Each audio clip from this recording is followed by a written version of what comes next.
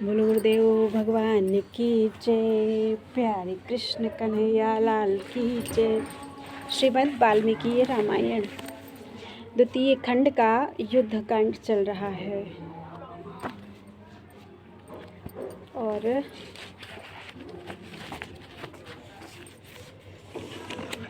19 सर्ग पूरे 18 सर्ग पूरे हो चुके हैं। आज 19वां सर्ग। एकोनविंशः सर्गः। विभीषण का आकाश से उतरकर भगवान श्री राम के चरणों की शरण लेना, उनके पूछने पर रावण की शक्ति का परिचय देना और श्री राम का रावण वध की प्रतिज्ञा करके विभीषण को लंका के राज्य पर अभिषिक्त कर उनकी सम्मति से समुद्र तट पर धरना देने के लिए बैठना। राघवेणा भये दत्ते सन्नतो रावणानुजः विभीषणो महाप्राज्ञो भूमिं संबलोकयत। इस प्रकार श्री रघुनाथ जी के अभय देने पर विनयशील महाबुद्धिमान विभीषण ने नीचे उतरने के लिए पृथ्वी की ओर देखा। खात्पपातावनिं हृष्टो भक्तैरनुचरः सहे सतुरामस्य धर्मात्मा निपपात विभीषणः पादयोर्निपपाताथ चतुर्भिः सह राक्षसैः। वे अपने भक्त सेवकों के साथ हर्ष से भरकर आकाश से पृथ्वी पर उतर आए। उतरकर चारों राक्षसों के साथ धर्मात्मा विभीषण श्री रामचंद्र जी के चरणों में जा गिरे। अब्रवीच तदा वाक्यं रामं प्रति विभीषणः धर्मयुक्तं च युक्तं च सांप्रतं संप्रहर्षणम्। उस समय विभीषण ने श्री राम से धर्मानुकूल युक्ति युक्त समयोचित और हर्षवर्धक बात कही। अनुजो रावणस्याहं तेन चास्म्यवमानितः भवन्तं सर्वभूतानां शरण्यं शरणं गतः। भगवान, मैं रावण का छोटा भाई हूँ। रावण ने मेरा अपमान किया है। आप समस्त प्राणियों को शरण देने वाले हैं, इसलिए मैंने आपकी शरण ली। परित्यक्ता मया लंका मित्राणि च धनानि च भवद्गतं हि मे राज्यं जीवितं च सुखानि च। अपने सभी मित्र, धन और लंकापुरी को मैं छोड़ आया हूँ। अब मेरा राज्य, जीवन और सुख सब आपके ही अधीन है। तस्य तद् वचनं श्रुत्वा रामो वचनम् अब्रवीत् वचसा सा त्वयि त्वयिनं लोचनाभ्यां पिबन्निव। विभीषण के ये वचन सुनकर श्री राम ने मधुर वाणी द्वारा उन्हें सांत्वना दी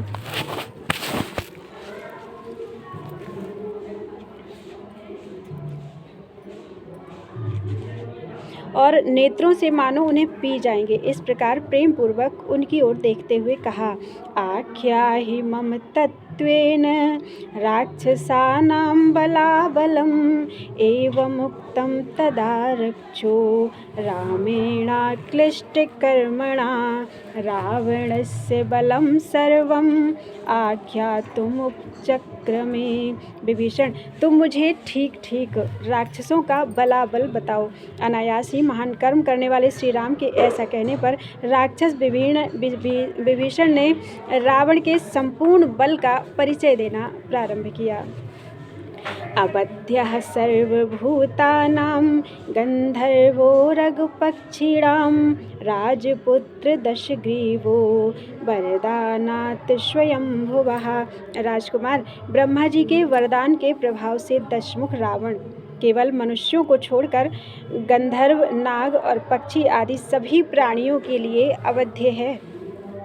रावणानंतरो भ्राता मम ज्येष्ठश्च वीर्यवान् कुंभकर्णो महातेजाः शक्र प्रतिबलो युधि। रावण से छोटा और मुझसे बड़ा जो मेरा भाई कुंभकर्ण है, वह महातेजस्वी और पराक्रमी है। युद्ध में वह इंद्र के समान बलशाली है। राम सेनापतिस्तस्य प्रहस्तो यदि ते श्रुतः कैलास्ये येन समरे मणिभद्रः पराजितः। श्री राम रावण के सेनापति का नाम प्रहस्त है। शायद आपने भी उसका नाम सुना होगा। उसने कैलाश पर घटित हुए युद्ध में कुबेर के सेनापति मणिभद्र को भी पराजित कर दिया था। बध्य गोधांगुलित्राणः त्वबध्य कवचो युधि धनुरादाय यस्तिष्ठन् न दृश्यो भवति इंद्रजित। रावण का पुत्र जो इंद्रजित है वह गोह के चमड़े के बने हुए दस्ताने पहनकर अवधि कवच धारण करके हाथ में धनुष लेकर जब युद्ध में खड़ा होता है उस समय अदृश्य हो जाता है। संग्रामे सुमहद्व्यूहे तर्पयित्वा हुताशनम् अंतर्धान गतः श्रीमान निद्राजिद्धन्ति राघव। रघुनंदन, श्रीमान इंद्रजित ने अग्निदेव को तृप्त करके ऐसी शक्ति प्राप्त कर ली है कि वह विशाल व्यूह से युक्त संग्राम में अदृश्य होकर शत्रुओं पर प्रहार करता है। महोदर महापार्श्वौ राक्षसच्चापि कंपनः अनेक पास्तु तस्यैते लोकपाल समायुधि। महोदर, महापार्श्व और अकंपन ये तीनों राक्षस रावण के सेनापति हैं और युद्ध में लोकपालों के समान पराक्रम प्रकट करते हैं। 10 कोटि सहस्राणि रक्षसां कामरूपिणां मास शोणित भक्ष्याणां लंकापुर निवासिनां सतैस्तु सहितो राजा लोकपालन योधयत सहदेवेस्तु ते भगना रावणेन दुरात्मना।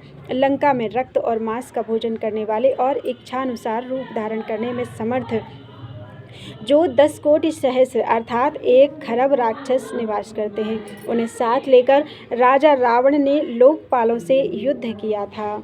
उस समय देवताओं सहित वे सब लोकपाल दुरात्मा रावण से पराजित होकर भाग खड़े हुए। विभीषणस्य तु वचः श्रुत्वा रघुसत्तमः विभीषणस्य तु वचः तत् श्रुत्वा रघुसत्तमः अन्वीक्ष्य मनसा सर्वम् इदं वचनम् अब्रवीत। विभीषण की यह बात सुनकर रघुकुल तिलक श्री राम ने मन ही मन उस सब पर बारंबार विचार किया और इस प्रकार कहा। यानि कर्मापदानानि रावणस्य विभीषणम् आख्यातानि च तत्त्वेन ह्यवगच्छामि तान्यहम्। विभीषण, तुमने रावण के युद्ध विषयक जिन जिन पराक्रमों का वर्णन किया है उन्हें मैं अच्छी तरह जानता हूँ। अहं हत्वा दशग्रीवं सप्रहस्तं सहात्मजं राजानं त्वां करिष्यामि सत्यमेतत् शृणोति मे। परंतु सुनो, मैं सच कहता हूँ कि प्रहस्त और पुत्रों के सहित रावण का वध करके मैं तुम्हें लंका का राजा बनाऊंगा। रसातलं वा प्रविशेत पातालं वापि रावणः पितामह सकाशं वा न मे जीवन विमोक्ष्यते। रावण रसातल या पाताल में प्रवेश कर जाए अथवा पितामह ब्रह्मा जी के पास चला जाए तो भी वह अब मेरे हाथ से जीवित नहीं छूट सकेगा। आहत्वा रावणं संख्ये सपुत्र जन बांधवम् अयोध्यां न प्रवेक्ष्यामि त्रिभिस्तैर्भ्रातृभिः सपेः। मैं अपने तीनों भाइयों की सौगंध खाकर कहता हूँ कि युद्ध में पुत्र, भृत्यजन और बंधु बांधवों सहित रावण का वध किए बिना अयोध्यापुरी में प्रवेश नहीं करूँगा। श्रुत्वा तु वचनं तस्य रामस्याक्लिष्टकर्मणः शिरसा वन्द्य धर्मात्मा वक्तुमेवं प्रचक्रमे। अनायास ही महान कर्म करने वाले श्री रामचंद्र जी के ये वचन सुनकर धर्मात्मा विभीषण ने मस्तक झुकाकर उन्हें प्रणाम किया और इस प्रकार कहना आरंभ किया। राक्षसानां वधे साह्यं लंकायाश्च प्रदर्शने करिष्यामि यथा प्राणं प्रवेक्ष्यामि च वाहिनीं। प्रभु, राक्षसों के संहार में और लंकापुरी पर आक्रमण करके उसे जीतने में मैं आपकी यथाशक्ति सहायता करूँगा तथा प्राणों की बाजी लगाकर युद्ध के लिए रावण की सेना में भी प्रवेश करूँगा। इति ब्रुवाणं रामस्तु परिष्वज्य विभीषणम् अब्रवील्लक्ष्मणं प्रीतः समुद्राजलमानये तेन चेमं महाप्राज्ञम् अभिषिञ्च विभीषणं राजानं रक्षसां क्षिप्रं प्रसन्ने मयि मानद। विभीषण के ऐसा कहने पर भगवान श्री राम ने उन्हें हृदय से लगा लिया और प्रसन्न होकर लक्ष्मण से कहा, दूसरों को मान देने वाले सुमित्रानंदन, तुम समुद्र से जल ले आओ और उसके द्वारा इन परम बुद्धिमान राक्षस राज विभीषण का लंका के राज्य पर शीघ्र ही अभिषेक कर दो। मेरे प्रसन्न होने पर इन्हें यह लाभ मिलना ही चाहिए। एवं मुक्तस्तु सौमित्रिः अभ्यसिञ्चद विभीषणं मध्ये वानरमुख्यानां राजानं राजशासनात्। उनके ऐसा कहने पर सुमित्रा कुमार लक्ष्मण ने मुख्य वानरों के बीच महाराज श्री राम के आदेश से विभीषण का राक्षसों के राजा के पद पर अभिषेक कर दिया। तं प्रसादं तु रामस्य दृष्ट्वा सद्यः प्लवङ्गमाः प्रचक्रशुर्महात्मानं साधु साध्वति चाब्रुवन्। भगवान श्री राम का यह तात्कालिक प्रसाद अनुग्रह देखकर सब वानर हर्ष ध्वनि करने और महात्मा श्री राम को साधुवाद देने लगे। अब्रवीच्च हनुमाश्च सुग्रीवश्च विभीषणं कथं सागरं क्षोभ्यं तरां वरुणालयं सैन्यैः परिवृत्ताः सर्वे वानराणां महौजसां। तत्पश्चात हनुमान और सुग्रीव ने विभीषण से पूछा, राक्षस राज, हम सब लोग इस अक्षोभ्य समुद्र को महाबली वानरों की सेनाओं के साथ किस प्रकार पार कर सकेंगे। उपायैरभिगच्छाम यथा नदनदीपतिं